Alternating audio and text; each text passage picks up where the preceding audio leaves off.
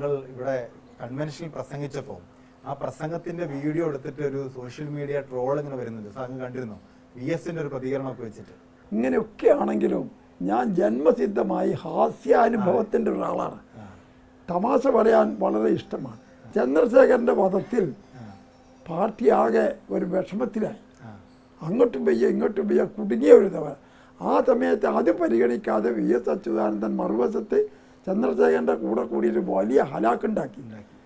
അപ്പം ഞാനിങ്ങനെ പ്രസംഗിക്കുമ്പോൾ തമാശൻ്റെ അടിസ്ഥാനത്തിൽ ഞാൻ പറഞ്ഞു, മക്കളെ അതൊന്നും നിങ്ങൾ നോക്കണ്ട, അതങ്ങനെ നടന്നോട്ടേ, ഇങ്ങനെ ആക്കിയിട്ടേ ഉള്ളൂ. അത് വലിയ വ്യാഖ്യാനം കൊടുത്തു.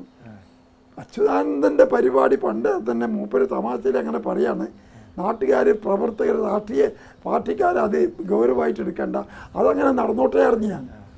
ഇതിങ്ങനെ ആക്കിയിട്ടുള്ളപ്പോൾ ഇത് അച്ഛൻ മൊബൈലിലെടുത്തു. അപ്പോൾ മൊബൈലാണല്ലോ ഒക്കെ, എന്ത് പറഞ്ഞാലും ഇതിനകത്ത് കയറ്റി അത് അച്യുതാനന്ദനെ കൊണ്ടേ കാണിച്ചപ്പോൾ മൂപ്പർക്ക് ദേഷ്യം വന്നു.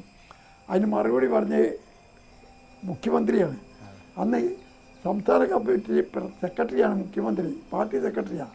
മുഖ്യമന്ത്രി പറഞ്ഞു, TK ഹംസനെ ഞങ്ങൾക്കൊക്കെ അറിയാം, അദ്ദേഹം ഏറനാടൻ തമാശ പറയുന്ന ഒരാളാണ്, ആ കൂട്ടത്തിൽ ഒരു തമാശയായിട്ട് കൂട്ടിയാൽ മതി, ഗൗരവമായിട്ടുള്ളൊരു പ്രകടനമല്ല, അദ്ദേഹത്തിന് VSനോട് ബഹുമാനമേ ഉള്ളൂ പറഞ്ഞു. അവിടെ ചാപ്റ്റർ ക്ലോസ് ചെയ്തു.